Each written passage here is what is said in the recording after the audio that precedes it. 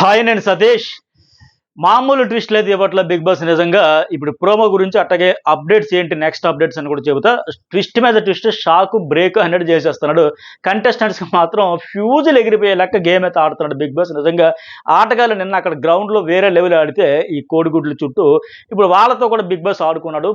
నిన్నటికి ఏంటి, నేను ఒక వీడియోలో చెప్పా, గెలిచిన team Nikhil team and Sonia టీంకి దెబ్బ కొట్టాడు. దెబ్బ అదుర్స్ కథనడికి ఇచ్చేసాడు. అంత కష్టపడి ఆడిన తర్వాత ఫైనల్గా వాళ్ళలో ఇద్దరే కంటెండర్స్గా అవ్వాలి, కెప్టెన్ కంటెండర్స్గా అవ్వాలని చెప్పాడు. అలాగే అభయ్ టీంకి సంబంధించి ఆయన కెప్టెన్గా చీఫ్గా తప్పించేసి చీఫ్గా నువ్వు పనికిరావు, నువ్వు ఫెయిల్ అయ్యావు, నీ టీం ఎక్కువ గుడ్లు సంపాదించలేదని ఆయన తీసేసి మిగతా ముగ్గురిని అవకాశం ఇచ్చాడు. అంటే గెలిచిన క్లాన్లో ఏమో నిఖిల్కి ఆల్రెడీ చీఫ్ కంటెండర్ అన్నాడు. అలాగే రెడ్ ఎగ్ ద్వారా ఇంకొకరు రావాలని చెప్పడంతో ఆయనేమో సోనియాకి ఇస్తాడు. సో గెలిచిన క్లాన్ నుంచి ఇద్దరికి అవకాశమా, ఓడిన టీం నుంచి ఓడిపోయిన క్లాన్ నుంచి ముగ్గురికి అవకాశమా అని సీత పృథ్వీలు అందరూ ఫ్రస్ట్రేట్ అయ్యారు. వీళ్ళకి నిజంగా దెబ్బగా తెలిసి మనం వీడియోలో చెప్పుకోను. ఇప్పుడు అంతకు మించిన దెబ్బ కొట్టాడు ఎవరికి, అభయ్ టీంలో ఉన్న ఈ ముగ్గురు ఎవరైతే ఉన్నారో మణికంఠ, ప్రేరణ, నబిల్, వీళ్ళ ముగ్గురు చీఫ్ కంటెండర్స్గా పోటీ పడాలని. అయితే ఇక్కడ ఏంటి, గేట్లు కూడా తీసాడు కదా, వెళ్ళిపోండి, రూల్స్ పాటించినప్పుడు నాకు హౌస్లో అవసరం లేదు, మాటలు కూడా నోటుకొచ్చినట్టు ఎలా పడితే అలాగా ఆడేస్తున్నారు, కొన్ని ఎఫ్ వర్డ్స్ అన్నిటి గురించి కూడా ఇవన్నీ చెప్పడంతో పాటు ఇంకా బిగ్ బాస్దే ఇక్కడ బిగ్ బాస్ ఇల్లు, బిగ్ బాస్ రూల్స్ పాటించాలి, బిగ్ బాస్ కంటే ఎక్కువ అనుకునే వాళ్ళు ఎవరైనా సరే ఇప్పుడే వెళ్ళిపోవచ్చు అని చెప్పాడు కదా. ఇలాంటి నేపథ్యంలో ఏంటంటే పెద్ద జలక్కిచ్చింది అభయ్. నువ్వు క్లాన్ చీఫ్గా అసలు ఏమాత్రం ఎఫెక్ట్స్ పెట్టలేదు, ఆడలేదు, కనీసం నీ ప్రయత్నం చేయకపోవడం వల్ల మీ క్లాన్ నుంచి చీఫ్ కంటెండర్స్గా సెలెక్ట్ చేసుకోండి, ముగ్గురినైతే ఫైనల్ చేసుకోండి అని చెప్పాను కదా. ఇప్పుడు అలాంటిది ఏమీ లేదు. మీ క్లాన్ నుంచి చీఫ్ కంటెండర్స్ అయ్యే అవకాశం కోల్పోయారు, మీరు డిస్క్వాలిఫై, మీకు ఆ అవకాశం లేదు అని చెప్పేసరికి వీళ్ళ క్లాన్కి, అభయ్ క్లాన్కి అయితే ఫ్యూజులు ఎగిరిపోతాయి. ఇదేంటిది ఇలా షాక్ ఇచ్చాడండి. ఎందుకంటే రీజన్ సింపుల్, అభయ్ క్లాన్కి సంబంధించి వాళ్ళు ముగ్గురు ఆడారు, అంత క్లాన్ అంతా ఆడారు, ఒక అభయ్ తప్ప. దాంతో మీ పర్ఫార్మెన్స్ సరిగా లేదు, అట్లాగే రూల్స్ కూడా పాటించట్లా, పైగా బిగ్ బాస్కి తిడతా ఉండడం, ఇవన్నీ చూసి అన్నింటి నేపథ్యంలో కలిపి ఇతనైతే ఫైనల్గా వీళ్ళ క్లాన్ నుంచి ఎవరు కూడా ఆడడానికి లేదు, కంటెండర్స్ కారు అని తీశారు. దాంతో ప్రేరణ ఎక్సలెంట్ ఫైట్ చేసింది, నన్నంతా ఇరగదీసి ఆడేసింది, అందరితో ఫైట్లు చేస్తూ టాస్క్లు ఆడుతూ ఇవన్నీ. ఆమె నబిల్ ఆయన ఉన్నంతసేపు టాస్క్లో ఉన్నంతసేపు ఆయనే 100% పెట్టాడు. సంచాలకుడు అయినప్పుడు కూడా ఆ క్లాన్కి, ఆ టాస్క్కి సంబంధించి 10 మంది ఆడుతూ ఉంటే కంప్లీట్గా చూడడం అంటే చాలా పెద్ద టాస్క్ అని చెప్పాలి. ఆయనకి అవకాశం వచ్చినట్టుగా వచ్చి చేజారిపోయింది. అలాగే మణికంఠ లాగేసిన, గుంజేసిన, ఈడ్చి పడేసిన, విసిరు కొట్టేసిన ఆడుతూనే ఉన్నాడు. అలాగే మానసికంగా హింసించలేక మానసికంగా కూడా దాడి చేసేటట్టుగా మాట్లాడినా సరే భరిస్తూనే ఉన్నాడు. ఫిజికల్గా వీక్, ఆడపిల్లలాగా ఏడుస్తూ, అలాంటప్పుడు రాకూడదు విని చెప్పిన ఇంత చేశాడు. ఇంత కష్టపడి ఆడేసరిలే మన కష్టానికి ఫలితం వస్తుంది, చీఫ్ అవ్వచ్చు అనుకున్న దశలో మణికంఠ కూడా 3 వారాల నుంచి నామినేషన్లో ఒక్కసారైనా సరే చీఫ్ కాలేదు. చీఫ్ అయితే ఒక వారమైన నామినేషన్లో ఉండకుండా తప్పించుకోవచ్చు, ఇన్ని ఆశలు పెట్టుకుని ఎంత కష్టపడే నేపథ్యంలో ఈ వీళ్ళ క్లాన్ తాలకి చీఫ్ ఎవరైతే ఉన్నాడో అభయ్ తాలకి పర్ఫార్మెన్స్ వెరీ పూర్, చాలా దారుణంగా ఉంది. అసలు ఆటే ఆడట్లే, ఏమీ ఆడకుండా ఎలా మీ చీఫ్గా మిమ్మల్ని నడిపించాలి, మీతో ఆడించాలి, చీఫ్ ఆడకపోతే ఇంకెళ్ళగలక మొత్తానికి వీళ్ళకి డిస్క్వాలిఫై చేసేదంటే ఇప్పుడైతే వీళ్ళు ఈ టాస్క్లు ఆడే పరిస్థితి లేదు. నేను మార్నింగ్ వీడియోలో కూడా ఏమనుకున్నాం, ఇప్పుడు వాళ్ళకి సరే ఇద్దరు కంటెండర్స్గా సెలెక్ట్ అయ్యారు అన్నాడు, నిఖిల్ వర్సెస్ సోనియా. వాళ్ళిద్దరి మధ్య ఒక టాస్క్ పెడతాడు, ఇలాగ పాక్కుంటూ లేక నడుము మీద ప్లేట్ పెట్టి ఆ ప్లేట్లో బాల్స్ పెట్టి ఆడాలి, చివరి వరకు తీసుకెళ్ళాలి, నిదానమా ప్రధానం అని ఒక టాస్క్ ఇస్తే అందులో ఫైనల్గా నిఖిల్ విన్ అవుతాడు. సో ఇప్పుడు ఆ క్లాన్ నుంచి ఆయన కంటెండర్ అయితే, చీఫ్ కంటెండర్గా సెలెక్ట్ అయితే, మరి వీళ్ళ ముగ్గురులో కూడా ఎవరో ఒకరు ఫైనల్గా వస్తే అప్పుడు నిఖిల్కి, అలాగే వీళ్ళ ముగ్గురులో మణికంఠ లేదా ప్రేరణ లేదా నబిల్ గెలిస్తే వీళ్ళకి ప్లస్ ఆయనకి కలిపి ఇంకో టాస్క్ పెట్టి ఫైనల్గా ఒక చీఫ్ ఉంటాడని చెబుతాడు అనుకుంటే, ఇవన్నీ కాదు, కంప్లీట్గా వీళ్ళు తీసి పడేసాడు అనమాట. తీసి పడేయడం ఇప్పుడు ఏమైంది, ఫైనల్గా ఒక్క చీఫే, ఎవరు నిఖిల్ మాత్రమే చీఫ్. సోనియా మీద టాస్క్ గెలుస్తారు, ఇంకా ఆయనే చీఫ్. దెబ్బతో వీళ్ళకి అందరూ ఫ్యూజులు ఎగిరిపోయి బొమ్మ కనబడుతుంది. ట్విస్టులు అంటే ఎలాంటి ట్విస్టులు ఇస్తారు అనిపిస్తుంది. మరి ఇదంతా మీకేమనిపిస్తుంది? అభయ్ వల్ల వాళ్ళకి నిజంగా వాళ్ళ కష్టమంతా బూడిదలు పోసిన పన్నీర్ అయిపోయిందని చెప్పొచ్చు, అంత కష్టపడి చేసిన దానికి. సో ఇలాంటి ట్విస్టులన్నీ చూడబోతున్నాయి. ఇలాంటి అప్డేట్స్ అయినా నేను ఎప్పటికప్పుడు చాలా ఎర్లీగా ఇస్తా. మన న్యూస్ బాల్ అండ్ జర్నలిస్ట్ సర్వీస్లో డిఫరెంట్ వీడియోస్తో అప్లోడ్ చేస్తూ ఉంటా. ఖచ్చితంగా చూడండి, ఫాలో అవ్వండి. అలాగే నా ఇన్స్టాగ్రామ్ అకౌంట్ కూడా ఫాలో అయితే మీకు అప్డేట్స్ ఏం జరుగుతుంది దాని మీద సైకలాజికల్గా కాదు, బిగ్ బాస్ గేమ్ ఎట్లా ఆడిస్తున్నాడు దానికి సంబంధించి నేనేం చెబుతాను, నా అనాలిసిస్ ఏంటి, నా అబ్జర్వేషన్ ఏంటి అన్ని చాలా ఇంట్రెస్ట్ వీడియోస్ అయితే ఎప్పటికప్పుడు అప్పటికప్పుడే అప్లోడ్ అయితే ఉంటాయి కనుక లైక్ చేయండి. అలాగే మీ ఒపీనియన్ కూడా కామెంట్ చేయండి. ఆ కంటెస్టెంట్స్ గురించి కానీ, ఆట గురించి కానీ, అలాగే రివ్యూస్, అనాలిసిస్ అన్నిటి మీద. అట్లాగే సబ్స్క్రైబ్ కూడా చేసుకోండి. బెల్ అనే బటన్ నొక్కితే మీకు అన్ని నోటిఫికేషన్స్ వెంటనే వస్తాయి. ఇక నెక్స్ట్ వన్ ఈ ప్రోమో గురించి కూడా చెప్దాం. తర్వాత మళ్ళీ న్యూస్ బోల్ వేరే వీడియో కూడా అప్లోడ్ చేస్తాం. చాలా ఇంట్రెస్ట్గా ఉంటుంది, చాలా రచ్చయితే నడుస్తుంది. దాని గురించి మాట్లాడదాం. సరే, ఫస్ట్ ఏంటి, ప్రేరణ ఏమంటుందంటే నేను చెప్పిన మాటలకు జస్టిఫికేషన్ చేసుకుంటా అని లెక్క అంటుంది. అయితే ఇక్కడ విష్ణుప్రియ కోసం అంటుందా, లేకపోతే అక్కడ సోనియాను ఉద్దేశించి అంటుందా అనేది మనం ఫస్ట్ ప్రోమో వరకు అయితే మిక్సింగ్ చేసి కావచ్చు ఇలాంటి మాటలకు సంబంధించి. ఎందుకంటే ఒకవేళ విష్ణుప్రియ కోసమే అనుకుంటే అంతకు మించిన తప్పు అయితే ఉండదు. ఎవరు, ప్రేరణ. ఎందుకంటే క్యారెక్టర్లెస్ అనేసి నేను ఒక మాట అనేసింది. హీట్ ఆఫ్ మూమెంట్లో అనొచ్చు, ఎక్కడైనా అనొచ్చు. ఆమె అద్భుతంగా ఆడింది, కాదనట్లే, చక్కగా ఆడింది, బ్రహ్మాండంగా ఆడింది. నిన్న చెప్పా, ఇప్పుడు చెప్పా, రేపు చెబుతా. ఆ టాస్క్ పరంగా అయితే ఎంత ఫైట్ చేయాలో అంత ఫైట్ చేసింది. ఒక ఆడపులిలాగా ఆడింది, ఒక టైగర్లాగా ఆడింది. రియల్ ఫైటర్ అనిపించుకుంది, నో డౌట్. కానీ ఈ క్యారెక్టర్లెస్ అనే పదం మాత్రం హీట్ ఆఫ్ మూమెంట్లో అన్న అగ్రెసివ్ గెలిపి అయినప్పుడు పొరపాటున అనేసాను, సారీ, వెంటనే వెళ్ళి చెప్పేయాలి.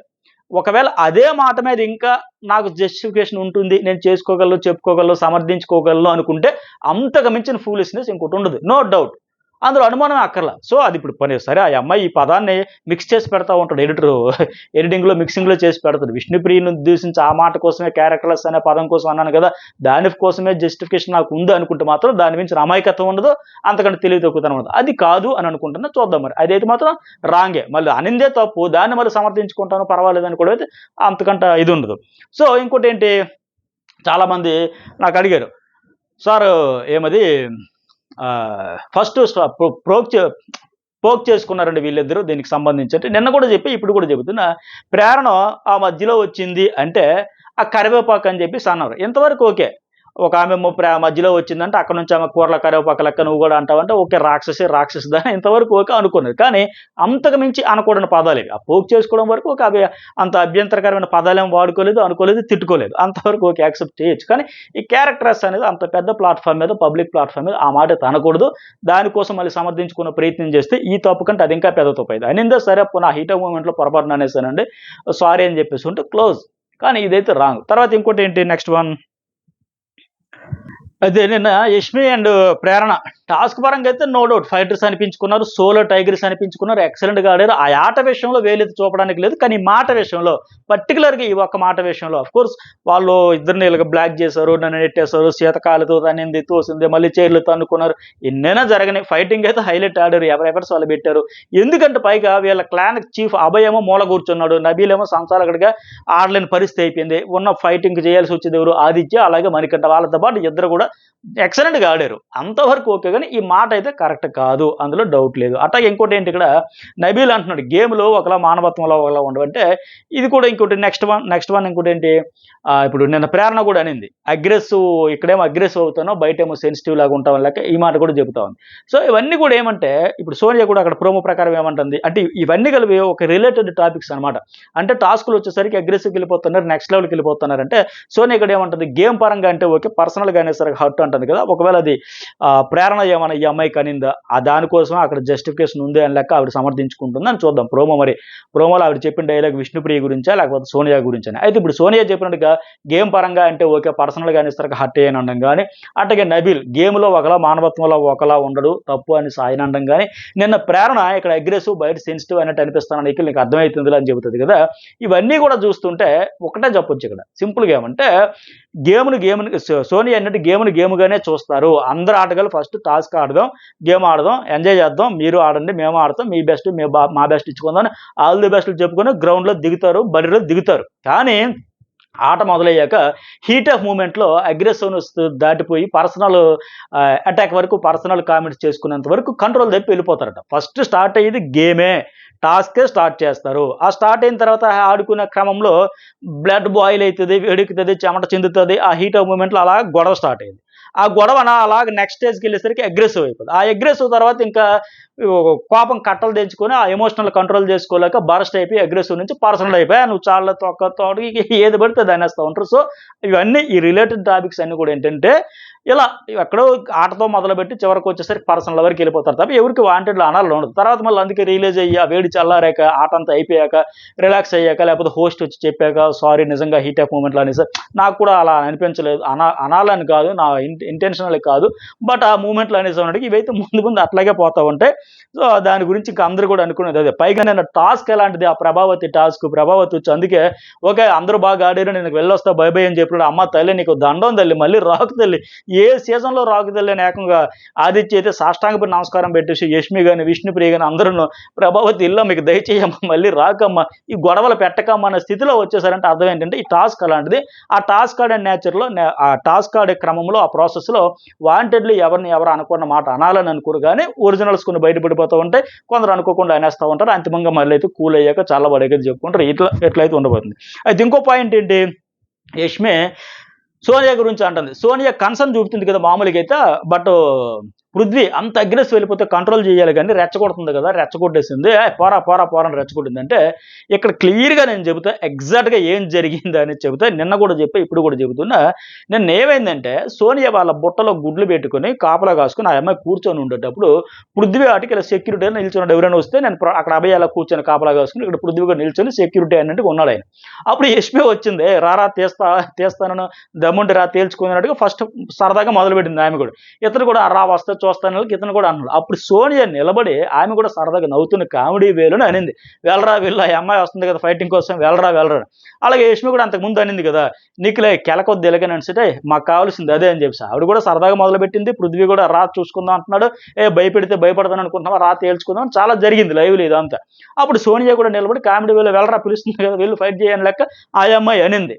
దాన్ని యష్మి ఇక్కడ రెచ్చగొడుతుంది అని లెక్క చెబుతోంది. సో ఇక్కడ మరి ప్రతిదానికి మరీ హైలైట్ చేసేసి పోతుందని చెప్పాక సోనియా కూడా వాంటెడ్లుగా వీళ్ళు నువ్వే తాడపెడి తేల్చి అవతల ఇసిరిపడే అని ఆ స్థాయిలో రెచ్చగొట్టేసి పంపించిలే.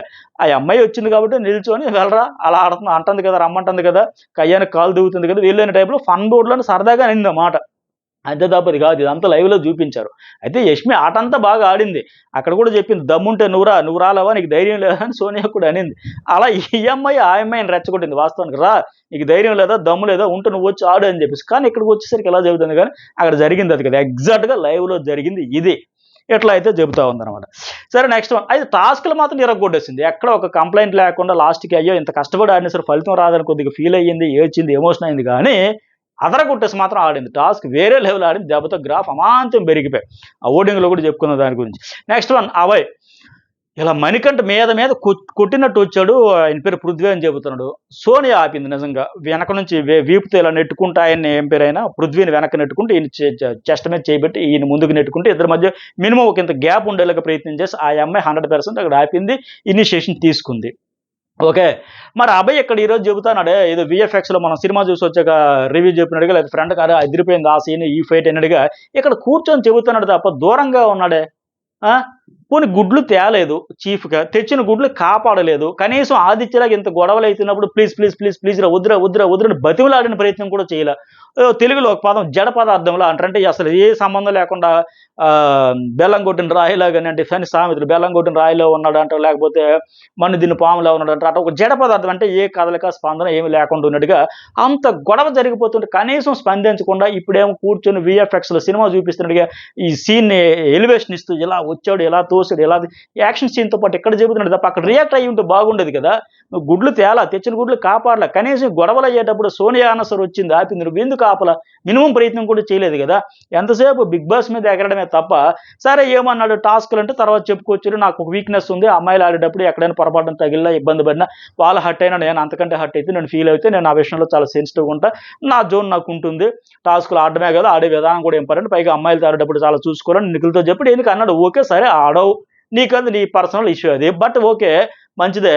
కానీ ఇక్కడ అమ్మాయిలు కాదు కదా, ఇద్దరు అబ్బాయిలు కదా, మణికంఠ అండ్ పృథ్వీ, నువ్వెందుకు రాలా మధ్యలోకి దూరే చాపలా, మినిమం ప్రయత్నం చేయాలి కదా, కనీసం ఆపలేదు కదా. ఎంతసేపు బిగ్ బాస్ మీద ఎగరడమే తప్ప నిజంగా ఏమి కొన్ని వరకే మనకు చూపించారు. బ్యాక్‌గ్రౌండ్‌లో చాలా జరిగిందంట.